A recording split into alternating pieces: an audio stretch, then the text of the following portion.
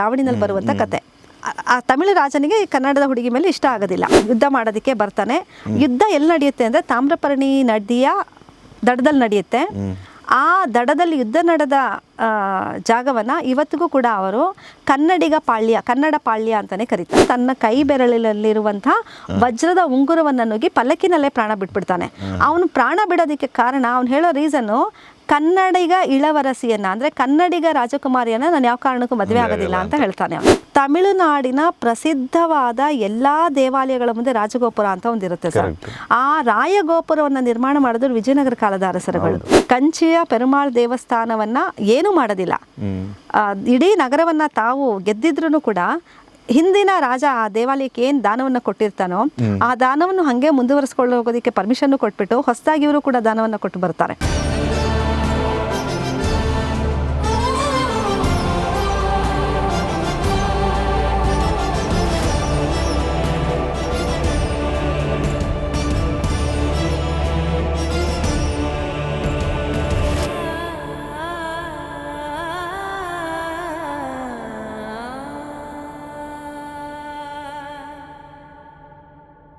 ಚೋಳರು ಬಂದು ಈ ಕಡೆ ಗಂಗರನ್ನ ಸೋಲಿಸಿದ್ಮೇಲೆ ನಮ್ಮ ಆ ಜಾಗವನ್ನು ಮತ್ತೆ ರಿಟೈನ್ ಮಾಡಬೇಕು ಅಂತ ಇಲ್ಲಿಯ ಒಂದು ಏನು ಕಾಡಲ್ಲಿದ್ದಂಥ ಒಂದಷ್ಟು ಡೈನೆಸ್ಟಿನೇ ನಾವು ಹೊಯ್ಸಳರು ಅಂತ ಟ್ರೈಬ್ಸ್ ಅನ್ನೋ ಥರನೇ ಅದನ್ನು ಹೇಳ್ತೀವಲ್ಲ, ಅವರುಗಳು ಬಂದು ಶುರು ಮಾಡಿ ಒಂದು 100-150 ವರ್ಷದಷ್ಟರಲ್ಲೇ ವಿಷ್ಣುವರ್ಧನ ಕಾಲಕ್ಕೆ ನಾವು ತಿರುವಣ್ಣಾಮಲೈವರೆಗೂ ಹೋಗಿ ಅಲ್ಲಿ ಒಂದು ರಾಜಧಾನಿ ಮಾಡಿ ಅಲ್ಲೇ ಆಳಿ ಕೊನೆ ಹೊತ್ತಿಗಂತೂ ಬಲ್ಲಾಳ ಅಲ್ಲೇ ಕಳೆಯೋದಾಗಿರುತ್ತೆ ಮುಸ್ಲಿಮರ ದಾಳಿಯಿಂದ ತಪ್ಪಿಸ್ಕೊಳ್ಳೋದಕ್ಕೆ. ಮತ್ತೊಂದಕ್ಕೆ ಇನ್ನೊಂದು ಆರಂಭದ ಕಾಲಘಟ್ಟದಲ್ಲಿ ನೀವು ಹೇಳ್ದಂಗೆ ಚೋಳರು ಇವರೆಲ್ಲರೂ ಕೂಡ ಕರ್ನಾಟಕಕ್ಕೆ ಬರ್ತಾರೆ ಸರ್.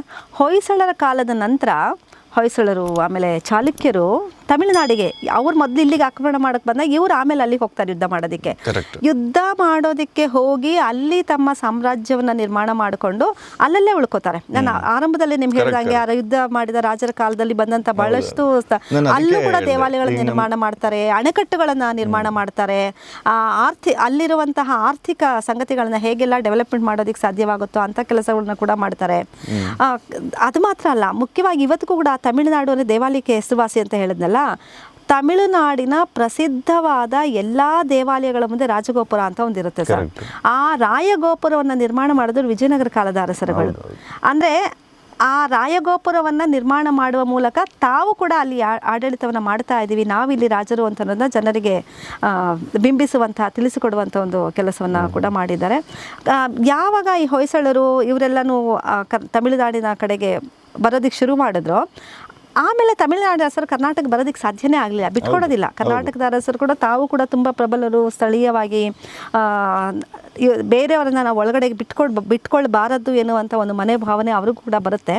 ಬಿಟ್ಕೊಳ್ಬಾರದು ಅನ್ನೋದ್ರ ಜೊತೆಗೆ ಇಲ್ಲಿಂದ ನಾವು ನಮ್ಮ ಪ್ರಾಂತ್ಯವನ್ನು ವಿಸ್ತಾರ ಮಾಡ್ಕೊಳ್ಳೋದಕ್ಕೆ ಅಲ್ಲಿ ಹೋಗಬೇಕು ಅಂತ ಅಂದ್ಬಿಟ್ಟು ಅವರು ಕೂಡ ಹೋಗಿ ಅಲ್ಲೆಲ್ಲ ಯುದ್ಧಗಳನ್ನು ಮಾಡಿರುವಂಥದ್ದು ಕೂಡ ತುಂಬ ಶಾಸನಗಳನ್ನು ಕೂಡ ಹಾಕಿದ್ದಾರೆ ಕರ್ನಾಟಕದ ಅರಸರು. ಅದರಲ್ಲೂ ಮುಖ್ಯವಾಗಿ ಹೊಯ್ಸಳರ ಶಾಸನಗಳು ತಮಿಳುನಾಡಲ್ಲಿ ಬೇಕಾದಷ್ಟು ಸಿಗುತ್ತೆ. ಈ ಹೊಯ್ಸಳರು ಕನ್ನಡದ ಶಾಸನಗಳನ್ನು ಕೂಡ ಹಾಕಿಸಿದ್ದಾರೆ, ತಮಿಳಲ್ಲೂ ಕೂಡ ಶಾಸನಗಳನ್ನು ಹಾಕಿಸಿದ್ದಾರೆ. ಯಾಕೆ ತಮಿಳಲ್ಲಿ ಹಾಕಿಸ್ತಾರೆ ಅಂದರೆ ಸ್ಥಳೀಯ ಜನರಿಗೆ ಗೊತ್ತಾಗಬೇಕು ಅಂತನ್ನುವ ಕಾರಣದಿಂದ ಹೊಯ್ಸಳರ 100 ಶಾಸನಗಳು ತಮಿಳುನಾಡಲ್ಲಿ ಸಿಗುತ್ತೆ. ಗಂಗರು ಅಥವಾ ಕದಂಬರು ತಮಿಳುನಾಡಿಗೆ ಬಂದದ್ದು ಕಡಿಮೆ, ಆದರೆ ಹೊಯ್ಸಳರು ಮತ್ತು ಚಾಲುಕ್ಯರು ತಮಿಳುನಾಡಿಗೆ ಬಂದು ಬೇಕಾದ ಶಾಸನ ಹಾಕಿದ್ದಾರೆ, ದೇವಾಲಯಗಳನ್ನು ನಿರ್ಮಾಣ ಮಾಡಿದ್ದಾರೆ. ಕಂಚಿಯ ವರದರಾಜ ಸ್ವಾಮಿ ದೇವಾಲಯದಲ್ಲೂ ಕೂಡ ನಾವು ಚಾಲುಕ್ಯರ ಕಾಲದ ಶಾಸನ ಕಂಚಿಯನ್ನು ಗೆದ್ದ ನಂತರ ಚಾಲುಕ್ಯರು ಬೇರೆ ರಾಜರಾದ್ರೆ ಏನು ಮಾಡ್ತಾರೆ, ದೇವಾಲಯಗಳನ್ನು ನಿರ್ಮಾಣ ಮಾಡಿ ಈಗಾಗಲೇ ಇದ್ದ ದೇವಾಲಯಗಳನ್ನ ಕೊಳ್ಳೆ ಹೊಡೆದು ಅಲ್ಲಿರೋ ಸಂಪತ್ತನ್ನೆಲ್ಲ ತೆಗೆದುಕೊಂಡು ಬರುವಂಥ ಕೆಲಸ ಮಾಡ್ತಾರೆ. ಆದರೆ ಕರ್ನಾಟಕದ ಅರಸರು ಎಷ್ಟು ಹೃದಯವಂತಿಕೆ ಉಳ್ಳವರಾಗಿದ್ರು ಅಂದರೆ ಆ ಚಾಲುಕ್ಯರು ಕಂಚಿಯ ಪೆರುಮಾಳ್ ದೇವಸ್ಥಾನವನ್ನು ಏನೂ ಮಾಡೋದಿಲ್ಲ, ಇಡೀ ನಗರವನ್ನು ತಾವು ಗೆದ್ದಿದ್ರು ಕೂಡ ಹಿಂದಿನ ರಾಜ ಆ ದೇವಾಲಯಕ್ಕೆ ಏನು ದಾನವನ್ನು ಕೊಟ್ಟಿರ್ತಾನೋ ಆ ದಾನವನ್ನು ಹಾಗೆ ಮುಂದುವರಿಸ್ಕೊಂಡು ಹೋಗೋದಕ್ಕೆ ಪರ್ಮಿಷನ್ನು ಕೊಟ್ಬಿಟ್ಟು ಹೊಸದಾಗಿ ಇವರು ಕೂಡ ದಾನವನ್ನು ಕೊಟ್ಟು ಬರ್ತಾರೆ. ಅದನ್ನು ಕಂಚಿಯ ವರದರಾಜ ಪೆರುಮಾಳ್ ದೇವಾಲಯದಲ್ಲಿ ಇವತ್ತಿಗೂ ಕೂಡ ಆ ಶಾಸನವನ್ನು ನಾವು ನೋಡೋದಕ್ಕೆ ಸಾಧ್ಯ ಇದೆ. ಕನ್ನಡದಲ್ಲೇ ಆ ಶಾಸನ ಇದೆ. ಮತ್ತು ಕನ್ನಡದ ಶಾಸನಗಳು ತಮಿಳುನಾಡಿನ ಬೇರೆ ಬೇರೆ ಭಾಗಗಳಲ್ಲಿ ಬಹಳಷ್ಟು ಸಿಗುತ್ತೆ ಸರ್. ಆ ಶಾಸನಗಳಲ್ಲಿ ತುಂಬ ದಾನ ಕೊಟ್ಟಿರೋ ಶಾಸನಗಳೇ ಆಗಿರುತ್ತೆ. ಎರಡನೆಯದಾಗಿ ವೀರಗಲ್ಲುಗಳು ಕೂಡ ಸಿಗುತ್ತೆ ಸರ್. ತಮಿಳುನಾಡಲ್ಲಿ ವೀರಗಲ್ಲುಗಳು ಕೂಡ ಸಿಗುತ್ತೆ. ವೀರಗಲ್ಲುಗಳು ಅಂತ ಬಂದಾಗ ನನಗೆ ಒಂದು ಘಟನೆ ನೆನಪಾಗ್ತಾ ಇದೆ. ತಮಿಳುನಾಡಿನಲ್ಲಿ ಪಲ್ಲವರ ಕಾಲದಲ್ಲಿ ರಚನೆಯಾಗಿರುವಂತಹ ಒಂದು ಲಾವಣಿ ಅದು. ಆ ಲಾವಣಿನಲ್ಲಿ ಆ ರಾಜಕುಮಾರಿ ಪ್ರೇಮಿಸ್ತಾಳೆ ಅವಳು. ಆದರೆ ಅವನಿಗೆ ಆ ಹುಡುಗಿ ಮೇಲೆ ಇಷ್ಟ ಆಗೋದಿಲ್ಲ, ಆ ರಾಜನಿಗೆ ಇಷ್ಟ. ಲಾವಣಿನಲ್ಲಿ ಬರುವಂಥ ಕತೆ. ಆ ತಮಿಳು ರಾಜನಿಗೆ ಕನ್ನಡದ ಹುಡುಗಿ ಮೇಲೆ ಇಷ್ಟ ಆಗೋದಿಲ್ಲ. ಆಮೇಲೆ ಅವನು ಸರಿ ನೋಡೋಣ ಅಂತಂದ್ಬಿಟ್ಟು ಯುದ್ಧ ಮಾಡೋದಕ್ಕೆ ಬರ್ತಾನೆ. ಯುದ್ಧ ಎಲ್ಲಿ ನಡೆಯುತ್ತೆ ಅಂದರೆ ತಾಮ್ರಪರ್ಣಿ ನದಿಯ ದಡದಲ್ಲಿ ನಡೆಯುತ್ತೆ. ಆ ದಡದಲ್ಲಿ ಯುದ್ಧ ನಡೆದ ಜಾಗವನ್ನು ಇವತ್ತಿಗೂ ಕೂಡ ಅವರು ಕನ್ನಡ ಪಾಳ್ಯ ಅಂತಲೇ ಕರೀತಾರೆ. ಯಾಕಂದರೆ ಕನ್ನಡಿಗರು ಹೋಗಿ ಪಾಳ್ಯ ಬಿಟ್ಟ ಜಾಗ ಅದರಿಂದ ಇವತ್ತಿಗೂ ಕೂಡ ತಾಮ್ರಪರ್ಣಿ ಆ ಭಾಗದ ಜಾಗವನ್ನು ಕನ್ನಡ ಪಾಳ್ಯ ಅಂತಲೇ ಕರೀತಾರೆ. ಅಲ್ಲಿ ಯುದ್ಧ ನಡೆಯುತ್ತೆ. ಯುದ್ಧದಲ್ಲಿ ಏನಾಗುತ್ತೆ, ತಮಿಳಿನ ರಾಜ ಸೋತೋಗ್ಬಿಡ್ತಾನೆ. ಸೋತೋದ್ರೆ ನನ್ನ ಮಗಳು ಇಷ್ಟಪಟ್ಟಿದ್ದಾಳೆ ಅಂತ ಆ ರಾಜಕುಮಾರಿಯ ತಂದೆ ಅವನನ್ನ ಪಲ್ಲಕ್ಕಿನಲ್ಲಿ ತಗೊಂಡು ಬಂದ್ಬಿಡ್ತಾನೆ. ಬಟ್ ಆ ರಾಜ ಎಷ್ಟು ಇದು ಅಂತಂದ್ರೆ, ನಾನು ಅವಳನ್ನ ಯಾವ ಕಾರಣದಿಂದ ಮದುವೆ ಆಗೋದಿಲ್ಲ ಅಂತಂದ್ಬಿಟ್ಟು ತನ್ನ ಕೈ ಬೆರಳಿನಲ್ಲಿರುವಂಥ ವಜ್ರದ ಉಂಗುರವನ್ನು ನುಗ್ಗಿ ಪಲ್ಲಕ್ಕಿನಲ್ಲೇ ಪ್ರಾಣ ಬಿಟ್ಬಿಡ್ತಾನೆ. ಅವನು ಪ್ರಾಣ ಬಿಡೋದಕ್ಕೆ ಕಾರಣ, ಅವ್ನು ಹೇಳೋ ರೀಸನ್ನು, ಕನ್ನಡಿಗ ಇಳವರಸಿಯನ್ನ ಅಂದರೆ ಕನ್ನಡಿಗ ರಾಜಕುಮಾರಿಯನ್ನ ನಾನು ಯಾವ ಕಾರಣಕ್ಕೂ ಮದುವೆ ಆಗೋದಿಲ್ಲ ಅಂತ ಹೇಳ್ತಾನೆ ಅವನು. ಅಂದರೆ ಆ ಕಾಲಕ್ಕಾಗಲೇ ಅವನಿಗೆ ಕನ್ನಡ ಮತ್ತು ತಮಿಳು ಅನ್ನುವಂತಹ ಒಂದು ಇದರಿಂದ ಕನ್ನಡಿಗ ರಾಜಕುಮಾರನೆಲ್ಲ ನಾನು ಮದುವೆ ಆಗೋದಿಲ್ಲ ಅಂತಂದ್ಬಿಟ್ಟು ಪ್ರಾಣ ಬಿಟ್ಬಿಡ್ತಾನೆ. ಬಟ್ ಅವನ ಹೆಣವನ್ನೇ ತೆಗೆದುಕೊಂಡು ಬರ್ತಾರೆ. ಇದು ಲಾವಣಿನಲ್ಲಿ ಬರುವಂಥ ಕತೆ, ಐತಿಹಾಸಿಕವಾಗಿ ಇದು ನಮಗೆ ಕೊಡೋ ಮಾಹಿತಿ ಅಲ್ಲ. ಬಟ್ ಅವರಿಬ್ಬರ ನಡುವೆ ಯುದ್ಧ ನಡೆದಿತ್ತು ಅಂತ ಅನ್ನೋದಕ್ಕೆ ಕನ್ನಡ ಪಾಳ್ಯ ಅಂತನೇ ಇರೋದು. ಅಲ್ಲಿ ಕೆಲವು ಬೇರೆ ಬೇರೆ ರೀತಿಯ ಶಾಸನಗಳು, ದಾನ ಶಾಸನಗಳು, ವೀರಗಲ್ಲುಗಳೆಲ್ಲ ಇರೋದನ್ನ ಇವತ್ತು ನೋಡ್ತೀವಿ. ಬಟ್ ಲಾವಣಿನಲ್ಲಿ ಕತೆ ಮುಂದುವರೆದು ಇನ್ನೊಂದು ಏನಾಗುತ್ತೆ ಗೊತ್ತಾ, ಅವನ ಸತ್ತ ಶವವನ್ನು ತೆಗೆದುಕೊಂಡು ಬರ್ತಾರೆ. ಅವಳೇನು ಮಾಡ್ತಾಳೆ, ಮನಸಾರೆ ನಾನು ಅವನನ್ನೇ ಮೆಚ್ಚಿರೋದು, ಅವನಿಲ್ಲದೆ ನಾನು ಬದುಕೋದಿಕ್ಕೆ ಸಾಧ್ಯನೇ ಇಲ್ಲ ಅಂತಂದ್ಬಿಟ್ಟು ಅವನ ಜೊತೆನಲ್ಲಿ ಉಡನ್ ಕಟ್ಟೆ ಏರಿನಾಳ್ ಅಂತ. ಉಡನ್ ಕಟ್ಟೆ ಇರೋದು ಅಂದರೆ ಸಹಗಮನವನಾದ್ಲು ಅಂತ. ಗಂಡನ ಜೊತೆನಲ್ಲಿ ಚಿತೆ ಏರಿ ಸಾಯ್ತಾರಲ್ವಾ, ಹಾಗೆ ಅವಳು ಕೂಡ ಸತ್ತೋದ್ಲು ಅಂತ ಲಾವಣಿನಲ್ಲಿ ಬರುತ್ತೆ. ಲಾವಣಿನಲ್ಲಿ ಬರುವಂಥ ಕತೆ ಎಷ್ಟು ಮಟ್ಟಿಗೆ ನಿಜವೋ, ಅಂದರೆ ಅವನ ಸತ್ತದ್ದು ಅಥವಾ ಅವಳು ಕೂಡ ಚಿತೆ ಏರಿದ್ದೆಲ್ಲ ಎಷ್ಟು ಮಟ್ಟಿಗೆ ನಿಜ ಅಥವಾ ಸುಳ್ಳು ಅಂತ ಅನ್ನೋದನ್ನ ನಾವು ವಿಮರ್ಶೆ ಮಾಡೋದಕ್ಕೆ ಸಾಧ್ಯ ಇಲ್ಲ. ಆದರೆ ಒಬ್ಬ ಕನ್ನಡ ರಾಜ ಮತ್ತು ಈ ತಮಿಳಿನ ಪಲ್ಲವ ರಾಜರ ನಡುವೆ ಯುದ್ಧ ಆಗಿತ್ತು ಅಂತ ಅನ್ನೋದಕ್ಕೆ ಮಾತ್ರ ತಾಮ್ರಪರ್ಣಿಯ ನದಿಯ ದಡದಲ್ಲಿ ಇವತ್ತಿಗೂ ಕೂಡ ಕೆಲವು ಶಾಸನಗಳು, ನಮಗೆ ಅಳಿದುಳಿದ ಕೆಲವು ಶಾಸನಗಳು ಇರೋದನ್ನ ನೋಡಿದ. ಇದನ್ನು ಯಾಕೆ ಹೇಳ್ತಿದ್ದೀನಿ ಅಂದರೆ, ಕನ್ನಡ ಮತ್ತು ತಮಿಳುನಾಡಿನ ಅರಸರ ನಡುವೆ ನಿರಂತರವಾದಂಥ ಇಂಥ ಹೋರಾಟಗಳು ಮತ್ತು ಯುದ್ಧಗಳು ಆ ಕಾಲದಿಂದ ಕೂಡ ನಡೀತಾ ಇದ್ದು ಅಂತ ಹೇಳ್ಬೋದು. ಆದರೆ ಆ ಒಂದು ಕಾಲಘಟ್ಟದಲ್ಲಿ ಹಾಗಿದ್ರೂ ಕೂಡ ಬ್ರಿಟಿಷರ ಕಾಲದಲ್ಲಿ ಅಥವಾ ಸ್ವಾತಂತ್ರ್ಯಕ್ಕೋಸ್ಕರ ಹೋರಾಟಗಳು ನಡೀತಾ ಇದ್ದ ಕಾಲದಲ್ಲಿ ಎರಡೂ ರಾಜ್ಯಗಳ ನಡುವೆ ಜನ ಆ ಭಾಷೆಯನ್ನು ಇವ್ರು ಕಲಿತಿದ್ರು, ಈ ಭಾಷೆಯನ್ನು ಅವ್ರು ಕಲಿತು ಆ ಭಾಷೆಗೆ ಬೇಕಾದಂಥ ಕೊಡುಗೆಗಳನ್ನು, ಕಾಣಿಕೆಗಳನ್ನು ಬೇಕಾದಷ್ಟು ಕೊಟ್ಟಿದ್ದಾರೆ. ಕನ್ನಡ ಸಾಹಿತ್ಯವನ್ನೇ ಇಟ್ಕೊಂಡು ನೋಡಿ, ಕನ್ನಡದಲ್ಲಿ ನಮ್ಮ ಮಾಸ್ತಿ ವೆಂಕಟೇಶ ಅಯ್ಯಂಗಾರ್ ಜ್ಞಾನಪೀಠ ಪ್ರಶಸ್ತಿಯನ್ನು ಪಡ್ಕೊಂಡವರು ತಮಿಳಿನವರು. ತುಂಬ ಜನ ತಮಿಳು ಸಾಹಿತಿಗಳು 19ನೇ ಶತಮಾನದ ಆರಂಭದಲ್ಲಂತೂ ಬ್ರಿಟಿಷ್ ವಿದ್ವಾಂಸರ ಜೊತೆಯಲ್ಲಿ ಸೇರಿ ಕೆಲಸ ಮಾಡಿದ ವಿದ್ವಾಂಸರಲ್ಲಿ ತಮಿಳಿನವರು ತುಂಬ ಜನ ಇದ್ರು.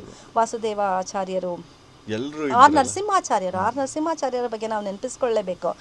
ಆರ್ ನರಸಿಂಹಾಚಾರ್ಯರನ್ನ ನಾವು ಶಾಸನ ಪಿತಾಮಹ ಅಂತ ನಡೆದಾಡುವ ವಿಶ್ವಕೋಶ, ನಿಘಂಟು ಅಂತೆಲ್ಲ ಕೂಡ DL ನರಸಿಂಹಾಚಾರ್ಯರ ನಡೆದಾಡುವ ನಿಘಂಟು ಅಂತ ಕರೀತಾರೆ. ಆರ್ ನರಸಿಂಹಾಚಾರ್ಯರು ಮದ್ರಾಸ್ ವಿಶ್ವವಿದ್ಯಾನಿಲಯದಿಂದ ಫಸ್ಟ್ ಕನ್ನಡ MA ಹೋಲ್ಡರ್ ಅವರೇ ಸರ್.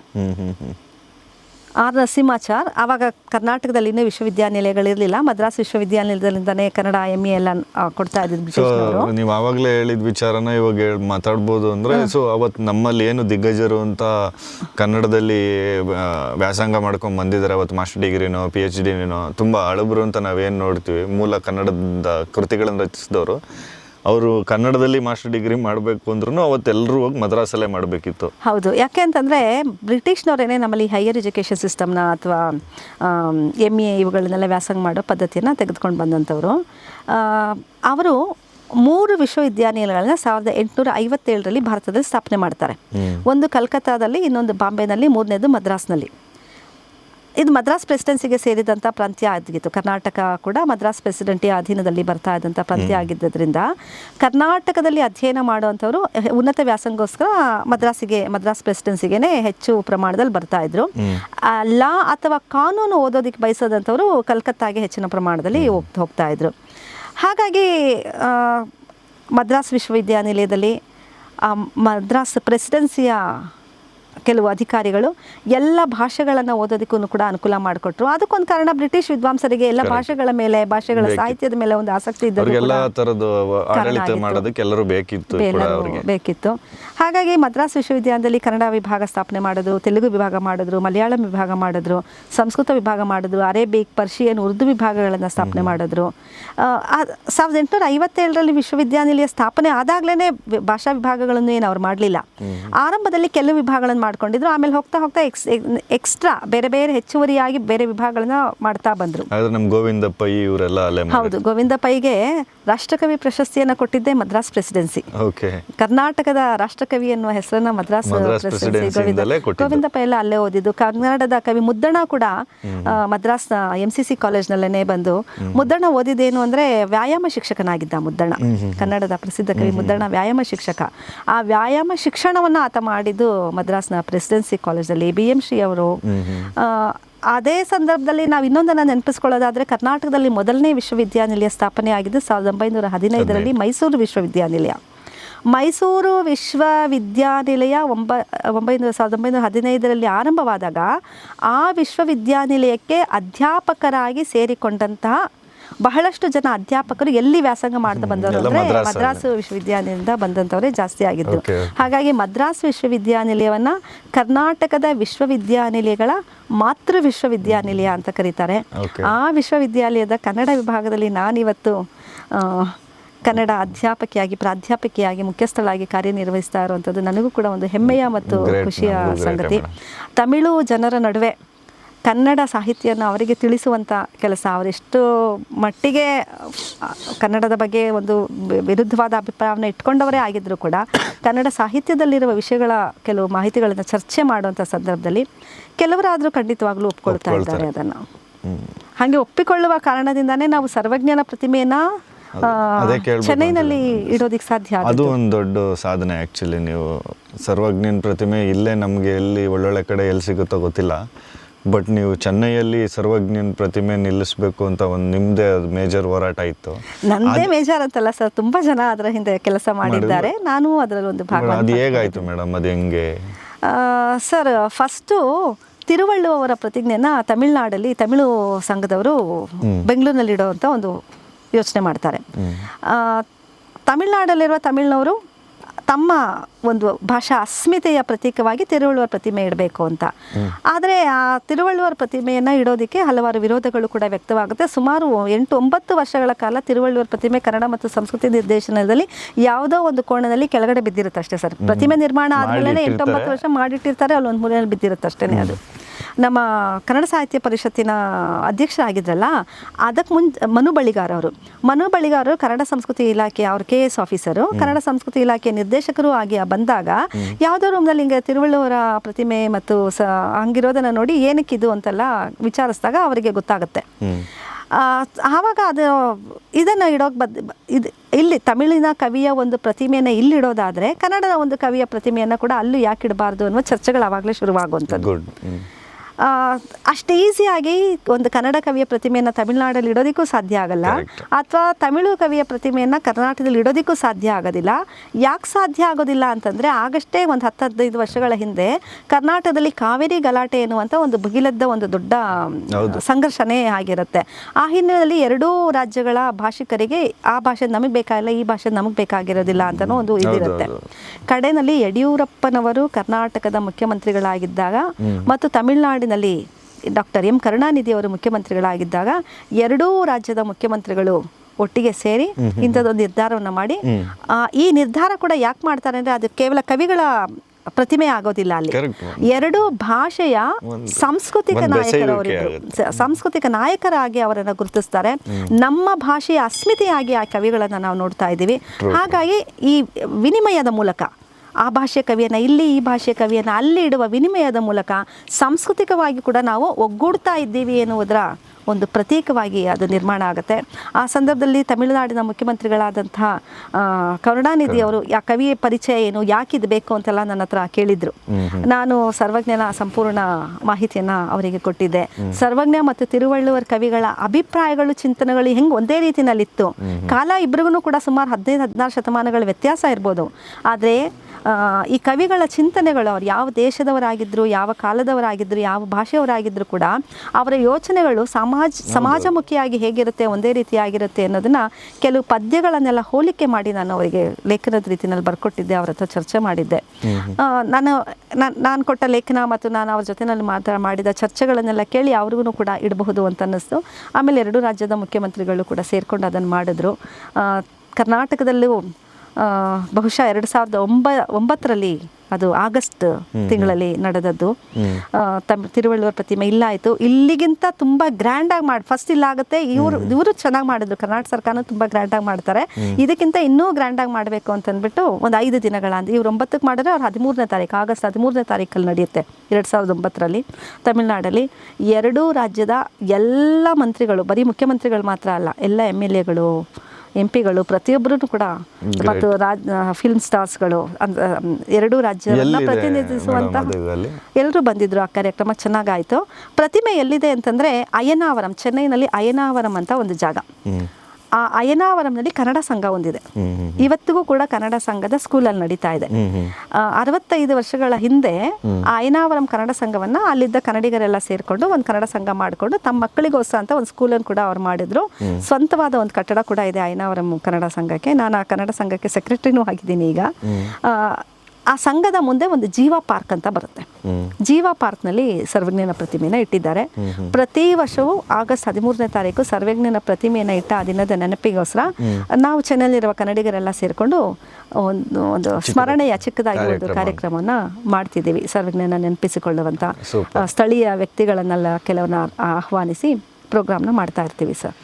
ಸೊ ಹಾಗಾದರೆ ತಮಿಳುನಾಡಲ್ಲೂ ಕನ್ನಡ ಸಂಘಗಳು ಆಕ್ಟಿವ್ ಆಗಿ ಇದೆ. ಕನ್ನಡ ಸಂಘಗಳು ಆಕ್ಟಿವ್ ಆಗಿದೆ. ಚೆನ್ನೈನಲ್ಲೇ ಸುಮಾರು 8-10 ಸಂಘಗಳಿದೆ ಸರ್. ನಾನು ಹೇಳಿದ ಅಯ್ಯನಾವರಂನಲ್ಲಿರೋದು ಕನ್ನಡ ಸಂಘ. ಟಿ ನಗರ್ನಲ್ಲಿ ಇನ್ನೊಂದು ಬರುತ್ತೆ, ಆದರೆ ಕರ್ನಾಟಕ ಸಂಘ, ಇದು ಕನ್ನಡ ಸಂಘ. ಆ ಥರ ಒಂದು ಅಲ್ಪ ಸ್ವಲ್ಪ ಬದಲಾವಣೆಗಳಿಂದ ತುಂಬ ಸಂಘಗಳಿದೆ. ಇನ್ನೊಂದು ಕನ್ನಡಿಗರ ಕೂಟ ಅಂತ ಒಂದಿದೆ, ಕನ್ನಡಿಗರ ಬಳಗ ಅಂತ ಇನ್ನೊಂದು ಸಂಘ ಇದೆ. ಮತ್ತು ಭಾಷಿಕವಾಗಿ ಕನ್ನಡಿಗರು ಅಲ್ಲಿ ಹೋದಾಗ ಭಾಷಿಕವಾಗಿ ಮಾತ್ರ ಅಲ್ಲದೆ ಜನಾಂಗಿಕವಾಗಿಯೂ ಕೂಡ ಕೆಲವು ಸಂಘಗಳನ್ನ ಕಟ್ಕೊಂಡಿದ್ದಾರೆ. ತುಳುವರ ಸಂಘ ಅಂತ ಇದೆ, ಬಂಟ್ರ ಸಂಘ ಅಂತ ಮಾಡ್ಕೊಂಡಿದ್ದಾರೆ, KBDS ಸಂಘ ಅಂತ ಒಬ್ರು ಮಾಡ್ಕೊಂಡಿದ್ದಾರೆ. ಎಲ್ಲ ಕನ್ನಡಿಗರೇ ಮಾಡಿಕೊಂಡಿರುವಂಥ ಸಂಘಗಳು. ಎಲ್ಲರೂ ಆಕ್ಟಿವ್ ಆಗಿದ್ದಾರೆ. ಆಗಾಗ ಸೇರ್ತಾರೆ, ಏನಾದ್ರು ಪ್ರೋಗ್ರಾಮ್ಸ್ ಮಾಡ್ತಾ ಇರ್ತಾರೆ. ಇದ್ದಾರೆ ಮೇಡಮ್, ಇಲ್ಲಿ ಬೆಂಗಳೂರಷ್ಟು ಇಲ್ಲದೆ ಇದ್ರು ಇದ್ದಾರೆ, ಬಟ್ ಕನ್ನಡಿಗರು ಇದ್ದಾರೆ ಚೆನ್ನೈನಲ್ಲಿ ಇದ್ದಾರೆ ಸರ್.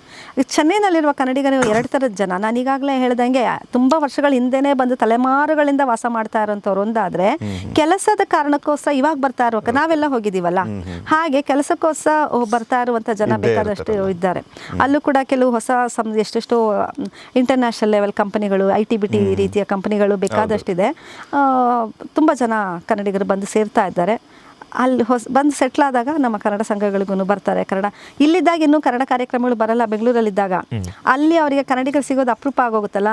ನಾವೇನಾದ್ರು ಕನ್ನಡ ಕಾರ್ಯಕ್ರಮ ಮಾಡ್ತಿದ್ವಿ ಬನ್ನಿ ಅಂದರೆ ಇಂಟ್ರೆಸ್ಟ್ ಆಗಿ ಬರ್ತಾರೆ ಸರ್. ಚೆನ್ನಾಗಿರುತ್ತೆ. 2004 ಟೈಮಲ್ಲಿ ನಮಗೆ ಕಾವೇರಿ ವಿವಾದ ಮತ್ತೊಂದು ಸರಿ ತುಂಬ ಜೋರಾಗಿ ಆಗುತ್ತೆ. ಒಂದು ಬರಗಾಲ ಬಂದು ನಮಗೆ ಮತ್ತೆ 2 ರಾಜ್ಯಗಳ ನಡುವೆ ತುಂಬ ದೊಡ್ಡದಾಗಿ ನಡೆಯುತ್ತೆ. ಹಳೇದು ನೆನ್ಪು ಮಾಡ್ಕೊಂಡು ಮಾಡ್ದಂಗೆ ಇರುತ್ತೆ ಅದು.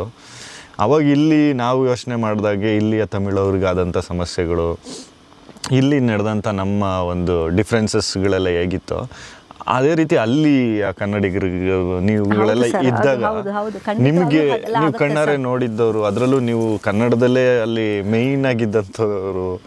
ಸೊ ನೀವೆಲ್ಲ ಅದನ್ನ ಹೆಂಗೆ ಫೇಸ್ ಮಾಡಿದ್ರಿ ಆ ಟೈಮಲ್ಲಿ? ಸರಿ, ಅದು ಹೆಂಗಾಗುತ್ತೆ ಅಂದರೆ, ಈ ಕಾವೇರಿ ಸಂದರ್ಭದಲ್ಲಿ ಏನೇ ಗಲಾಟೆಗಳು ನಡೆದ್ರೂ ಕೂಡ ಒಂದು ರೀತಿ ಆತಂಕದ ವಾತಾವರಣ ಇರುತ್ತೆ ಸರ್. ನಮ್ಗೆ ಎಲ್ಲಿ ಏನಾಗೋಗುತ್ತೋ, ಯಾವಾಗ ಏನು ಬುಗಿಲೇಳುತ್ತೋ, ಜನ ಹೇಗೆ ನಡ್ಕೊಳ್ತಾರೋ ಅಂತನ್ನೋದು ಕನ್ನಡಿಗರಿಗೆ ತುಂಬ ಆತಂಕದಿಂದಾನೇ ಇರ್ತಾರೆ.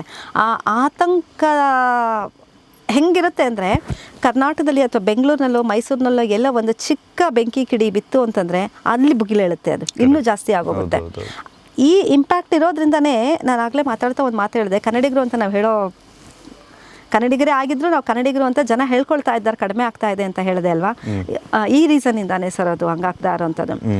ಮುಂದೆಲ್ಲಾದರೂ ಮತ್ತೆ ಕಾವೇರಿ ಗಲಾಟೆ ಜಾಸ್ತಿ ಆದರೆ ನಾವು ಕನ್ನಡಿಗರು ಅಂತ ಹೇಳ್ಕೊಂಡ್ರೆ ಅಕ್ಕಪಕ್ಕದಲ್ಲಿರೋರು ನಮ್ಮ ಮೇಲೆ ಹೆಂಗೆ ಅಟ್ಯಾಕ್ ಮಾಡ್ತಾರೋ ಅಥವಾ ನಮ್ಮ ಮೇಲೆ ಆಕ್ರಮಣ ಮಾಡ್ತಾರೋ, ನಮ್ಗೆ ಹೊಡೆತಗಳು ಬೀಳುತ್ತೋ ಅನ್ನೋದು ಭಯದಿಂದ ನಾವು ಕನ್ನಡಿಗರು ಅಂತ ಹೇಳಿಕೊಳ್ಳುವುದನ್ನು ಕನ್ನಡಿಗರೇ ಕಡಿಮೆ ಮಾಡ್ತಾ ಇದ್ದಾರೆ. ಅದನ್ನು ನಡೆದಿದೆ.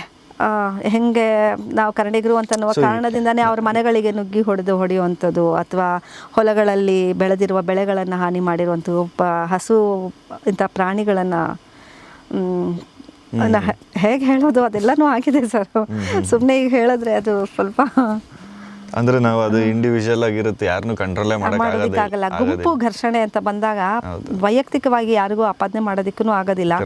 ಮತ್ತು ಅದು ಹೆಂಗಾಗುತ್ತೆ, ಗುಂಪಿನಲ್ಲಿದ್ದಾಗ ಜನ ಹೆಂಗೆ ರಿಯಾಕ್ಟ್ ಮಾಡ್ತಾರೆ ಅನ್ನೋದು ಕೂಡ ಹೇಳೋದಕ್ಕಾಗೋದಿಲ್ಲ. ಸೊ ನೀವು ಆ ಟೈಮಲ್ಲಿ ಅದೇ ಹೇಗಿತ್ತು ಅನ್ನೋ ಒಂದು ವಿಚಾರಗಳು? ಇಲ್ಲ, ನಂದು ಯೂನಿವರ್ಸಿಟಿ ಆದದ್ರಿಂದ ಯೂನಿವರ್ಸಿಟಿ ಅಥವಾ ಗೌರ್ಮೆಂಟ್ ಆಫೀಸ್ ಒಳಗಡೆ ಬಂದು ಅಂಥದ್ದೆಲ್ಲ ನಡೆಯೋದಿಲ್ಲ. ಪಬ್ಲಿಕ್ ಆಗಿ ಸಾಮಾನ್ಯ ಜನ ಚೆನ್ನಾಗಿ ಮಾತಾಡುವಂಥ ನಿಮ್ಮ ಸ್ಟಾಫ್ಗಳೇ ಒಂದು ಸಣ್ಣ ಡಿಫ್ರೆನ್ಸಸ್. ನಮಗೂ ಅವಾಗ ಹೆದರಿಕೆ ಆಗಿ, ನಿಜ ಹೇಳಬೇಕು ಅಂದರೆ ನನ್ನ ವಿಭಾಗದ ವಿದ್ಯಾರ್ಥಿಗಳು ಹಾಸ್ಟೆಲಲ್ಲಿ ಇರ್ತಾರೆ ಅಲ್ವಾ, ಹಾಸ್ಟೆಲಿಂದ ಎಲ್ಲರನ್ನೂ ನೀವು ಊರಿಗೆ ಹೋಗ್ಬಿಡಿ ಅಂತ ಊರಿಗೆ ಕಳಿಸ್ಬಿಟ್ಟೆ ಸರ್ ನಾನು. ಅಂದರೆ ನಮಗೂ ಹೆಂಗೆ ಭಯ ಇರುತ್ತೆ ನೋಡಿ, ಮಕ್ಕಳಿಗೆ ಏನಾದರೂ ಆಯ್ತಾನೆ, ಇಲ್ಲಿಂದ ಕರ್ನಾಟಕದಿಂದ ಓದೋದಕ್ಕೆ ಬಂದಿರ್ತಾರೆ ಸ್ಟೂಡೆಂಟ್ಸು, ಅವ್ರು ಕನ್ನಡ ಸ್ಟೂಡೆಂಟ್ಸ್ ಅನ್ನೋದು ಹಾಸ್ಟೆಲ್ ಇರೋರಿಗೆ ಎಲ್ಲರಿಗೂ ಗೊತ್ತಿರುತ್ತೆ. ಹಾಸ್ಟೆಲ್ ಇರೋರು ಅಂದರೆ ಹುಡುಗರು, ಇನ್ನೂ ಯುವಕರು, ಬಿಸಿ ರಕ್ತ ಕುದೀತಾ ಇರುತ್ತೆ. ಟಿ ವಿ ನ್ಯೂಸ್ಗಳಲ್ಲೋ ಅಥವಾ ಸಾಮಾಜಿಕ ಮಾಧ್ಯಮಗಳಲ್ಲಿ ಬರುವಂಥ ಕೆಲಸವನ್ನು ನೋಡಿಕೊಂಡು ಇಲ್ಲಿನ ಕನ್ನಡ ವಿದ್ಯಾರ್ಥಿಗಳ ಮೇಲೆ ಏನಾದರೂ ಆದರೆ ಆ ಮಕ್ಕಳಿಗೇನು ತೊಂದರೆ ಆಗಬಾರ್ದು ಅನ್ನೋ ಉದ್ದೇಶಕ್ಕೆ ನಮಗೂ ಒಂದು ಭಯ ಇದ್ದೇ ಇರುತ್ತೆ. ನಾವು ಒಂದು ಜವಾಬ್ದಾರಿಯುತವಾದ ಸ್ಥಾನದಲ್ಲಿದ್ದಾಗ ಅವ್ರನ್ನ ನೋಡ್ಕೊಳ್ಬೇಕಾಗಿರುತ್ತಲ್ಲ. ನಮ್ಮ ಹಾಸ್ಟೆಲ್ನಲ್ಲಿರುವ ಎಲ್ಲ ವಿದ್ಯಾರ್ಥಿಗಳನ್ನ ಇಮ್ಮಿಡಿಯೇಟ್ ಊರಿಗೆ ಹೋಗ್ಬಿಡಿ ಅಂತೇಳಿ ಕಳಿಸ್ಬಿಟ್ಟಿದ್ದೆ ಸರ್ ನಾನು. ಅದನ್ನು ಹಾಗೆ ನಡೆಯೋದಕ್ಕೆ ಸಾಧ್ಯತೆಗಳಿದೆ ಮೇಡಮ್. ಅದೇ ಇವತ್ತು ನಾವು ಒಂದಷ್ಟು ಕನ್ನಡ ಮತ್ತು ತಮಿಳು ಅಥವಾ ಕರ್ನಾಟಕ ಮತ್ತು ತಮಿಳುನಾಡಿನ ಸಂಬಂಧಗಳ ಬಗ್ಗೆನೇ ಒಂದಷ್ಟು ವಿಚಾರಗಳನ್ನು ಮಾತಾಡ್ಕೊಂಬಂದ್ವಿ. ಅಂದರೆ ಕಾವ್ಯಗಳ ನಡುವಿಂದಾಗಲಿ ಮತ್ತು ನಮ್ಮ ಭಾಷೆ ಹೆಂಗೆ ನಮ್ಮ ಒಂದೇ ನದಿಯ ನೀರು ಕುಡ್ಕೊಂಡು ಬೆಳೀತಾ ಇರುವಂಥ ನಾವು ಒಂಥರ ಒಂದೇ ಅನ್ನೋ ರೀತಿ ಹೇಳ್ಬೋದು. ಬಟ್ ಅಲ್ಲಿರುವಂಥ ಒಂದಷ್ಟು ರಾಜಕೀಯ, ಸಾಂಸ್ಕೃತಿಕ ಇತಿಹಾಸಗಳನ್ನು ಮಾತಾಡೋದಕ್ಕೆ ಅಂತಲೇ ಬಂದ್ವಿ. ಬಟ್ ಮೊದಲು ಈ ಸಂಬಂಧಗಳನ್ನು ಮಾತಾಡೋಣ. ಏನು ಆ ಭಾಷೆ ಹೇಗೆ, ನಮ್ಮ ಭಾಷೆ ಏನು, ಅದನ್ನು ತುಂಬ ಒಳ್ಳೊಳ್ಳೆ ವಿಚಾರಗಳನ್ನು ನಾವು ಮಾತಾಡಿದ್ವಿ ಇವಾಗ. ಸೊ ಇದೇ ಮತ್ತು ಕರ್ನಾಟಕ ಮತ್ತು ತಮಿಳುನಾಡು ಅಂತ ಬಂದಾಗ ನಮಗೆ ಬರುವಂಥ ರಾಜಕೀಯ ವೈಮನಸ್ಯಗಳಾಗಲಿ, ವಿರೋಧಗಳಾಗಲಿ, ಯುದ್ಧಗಳಾಗಲಿ, ರಾಜರುಗಳಾಗಲಿ, ಆಳ್ವಿಕೆಗಳನ್ನು ಇನ್ನೊಂದು ಸರಿ ಮಾತಾಡೋಣ ಅಂತ ಹೇಳಿದ್ರಿ. ಅದೇ ಥರ ನೆಕ್ಸ್ಟ್ ಸಂಚಿಕೆಯಲ್ಲಿ ನಾವು ಹೇಗೆ ಗಂಗರು, ಚೋಳರು, ಹೊಯ್ಸಳರ ನಡುವಿನ ಒಂದು ಹೋರಾಟ ನಡೆಯುತ್ತೆ ಅನ್ನೋದ್ರ ಬಗ್ಗೆ ಮಾತಾಡೋಣ. ಖಂಡಿತ sir. Thank you madam. Thank you.